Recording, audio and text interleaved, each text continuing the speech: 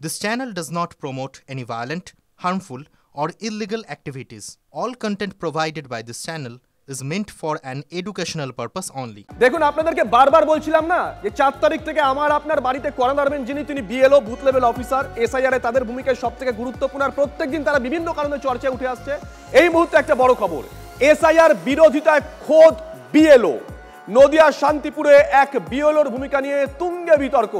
কেন, সেই বিএলওর নামটা কি, তিনি কোনো মন্তব্য করেছেন কি, মহাদেবের কাছ থেকে জানবো। মহাদেব, একেবারেই দেখো, প্রসেনজিৎ সাহা তার নাম, সে দীর্ঘদিন ধরে একটি স্বেচ্ছাসেবী সংস্থার সাথে যুক্ত এবং বিভিন্ন রকম সরকারি বিরোধিতা আন্দোলন করতে তাকে লক্ষ্য করা যায়। এক্ষেত্রে তিনি এসআর এর বিরোধিতা করে তিনি একটি সরকারি স্বেচ্ছাসেবী সংগঠনের হয়ে তিনি কুশপুতল দাহ করেন, সরকারি বিরোধিতা করে, এবং সেক্ষেত্রেই দেখা যাচ্ছে যে তার যে কর্মকাণ্ড, সেই কর্মকাণ্ড নিয়েই রীতিমতো কিন্তু ঝড়ের প্রশ্নের মুখে। কারণ সেখানে প্রশ্ন উঠছে যে তিনি যদি প্রতিবাদ করেন এই এসআইআর এর, তাহলে তিনি বাড়ি বাড়ি গিয়ে যে সার্ভে করবেন বা সরকারি যে দায়িত্ব পাচ্ছেন সেই দায়িত্ব কিভাবে সামলাবেন, এবং পাশাপাশি তিনি তার নিরপেক্ষতা নিয়ে প্রশ্ন উঠছে। যদিও তিনি যেটা জানাচ্ছেন যে তার সরকারি কাজ বা সরকারি যে দায়িত্ব, সে দায়িত্ব সেটা আলাদা এবং তার মতাদর্শ সে বিষয়টা আলাদা। অর্থাৎ তিনি সরকারি দায়িত্ব যেভাবে পাবেন তিনি সেইভাবে সরকারি দায়িত্ব পালন করবেন এবং তার নিজস্ব যে মতামত বা ব্যক্তিগত তার সেই জায়গা থেকে তিনি প্রতিবাদ জানিয়েছেন। সঙ্গে থাকো, বিএলও ঠিক কি বলেছেন একবার শোনাই।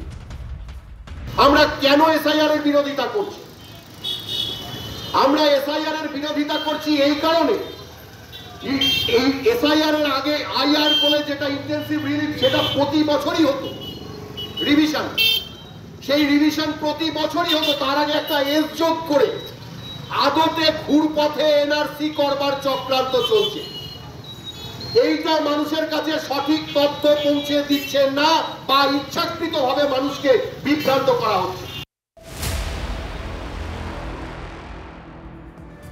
দেখুন, একেবারে প্রথম দিন থেকে প্রশ্ন উঠছিল, বিএলওরা প্রশ্ন তুলেছিলেন তারা যে ভোটের কাজ করবেন তাদের নিরাপত্তার দায়িত্বটা কার। আজকের দিনেও এসে কিন্তু সেই প্রশ্নটা প্রাসঙ্গিক। বিএলওদের নিরাপত্তার দায়িত্ব রাজ্যের। বিএলওদের নিরাপত্তা নিয়ে রাজ্যের নোডাল অফিসারের সঙ্গে বৈঠক করে নির্বাচন কমিশন। বিএলওদের নিরাপত্তার দায়িত্ব নেবে রাজ্য, সিদ্ধান্ত হয় বৈঠকে। নিরাপত্তা নিয়ে এখনো সংশয় বিএলওদের একাংশ। নিরাপত্তা না পেলে কাজ করব কিভাবে, প্রশ্ন করছেন বিএলওরা। ভোটের সময় যে ধরনের নিরাপত্তা থাকে সেটা থাকবে না কেন, ক্ষোভের সুর ট্রেনিং নিতে আসা অধিকাংশ বিএলওর মুখে। শুরু হচ্ছে এসআইআর, গোটা রাজ্য জুড়ে ভোটের আগে এসআইআর শেষ হবে।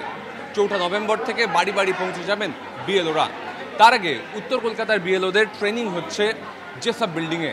ইলেকশন কমিশনের যে অফিস রয়েছে সেখানে কিন্তু তাদের ট্রেনিং হচ্ছে, কি করে তারা এনুমারেশন ফর্ম জমা করবেন, কি করে তা রিসিভ করবেন, সবটা নিয়েই কিন্তু তাদের ট্রেনিং দেওয়া হচ্ছে ইলেকশন কমিশনের তরফে। এবং যে বিএলওরা এখানে আছেন তাদের সঙ্গেও কথা বলে জানার চেষ্টা করব।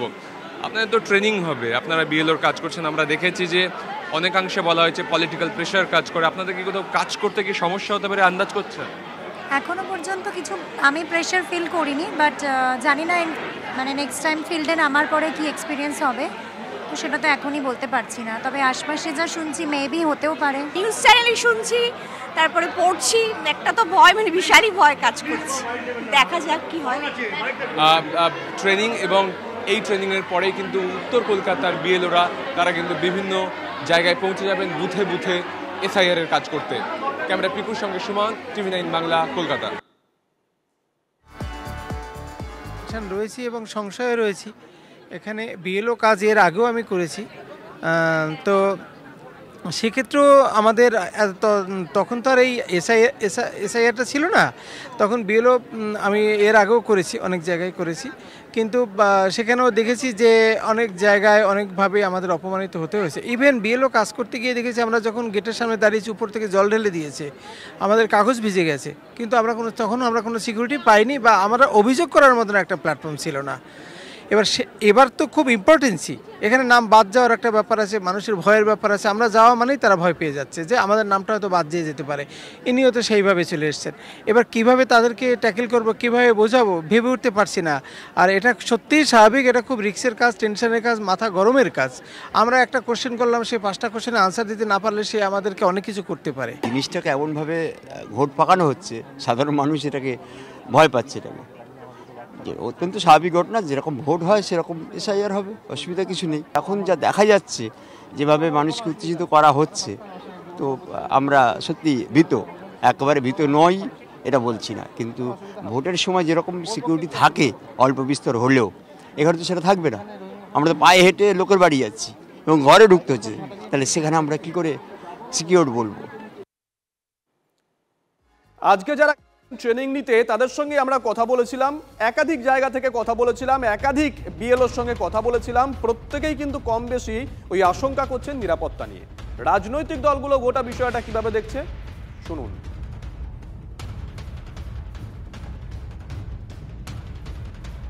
ব্যাপারটা হচ্ছে বিএলওদের অবস্থা অনেকটা শাঁখের করাতের মতন। রাজ্য সরকার বলেছে যে আমি কিন্তু আবার আসবো, অতএব দেখে নেবো যদি তোরা আমার কথা না শুনি। সংবিধান বলছে যদি তুমি সংবিধানের কথা না শোনো তাহলে তোমার বিহারের বিএলওদের মতন জেল হবে। আমি বিএলওদের কাছে অনুরোধ করব যে আপনারা দাঁতে দাঁত টিপে এই 2 মাস আপনারা কষ্ট করুন, তারপর এই সরকারও ফিরবে না, আর বাংলার এই দুরবস্থার দিনও থাকবে না। 1 2 হচ্ছে একটা বিএলওর ওপরও যদি হামলা হয় আর সমস্ত দায়িত্ব রাজ্য সরকারের। আর যদি একজন বিএলওর ওপর হামলা হওয়ার পর রাজ্য সরকার যদি দায়িত্ব পালন না করে এবং যদি ইলেকশন কমিশন নিশ্চয়ই তখন তার বিরুদ্ধে অ্যাকশন নেবে। যেটা হতে যেতে পারে সেটা সাংবিধানিক সংকট আসতে পারে, রাষ্ট্রপতি শাসন হতে পারে।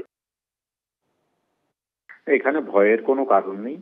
কালকে আমাদের পক্ষ থেকে দলের সর্বোচ্চ নেতৃত্বের থেকে মিটিং করে সমস্ত দলের নেতাকর্মীদের বলে দেওয়া হয়েছে আমরা মানুষের সাহায্য করব, ক্যাম্প করে করে সেখানে মানুষের সাহায্য যাতে হয়।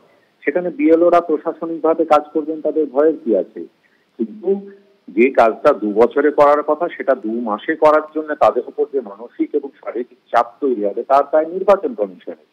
আর এই যে বিজেপি নেতৃত্ব স্বপ্ন দেখছেন রাষ্ট্রপতি শাসনে, তারা ভুলে যাচ্ছেন এটা বাংলার মাটি। বাংলার মাটিতে গণতন্ত্রকে ভুলণ্ঠিত করে যদি রাষ্ট্রপতি শাসন জারির চক্রান্ত হয় তাহলে বাংলার মানুষ আগামী নির্বাচনে তার জবাব দেবে।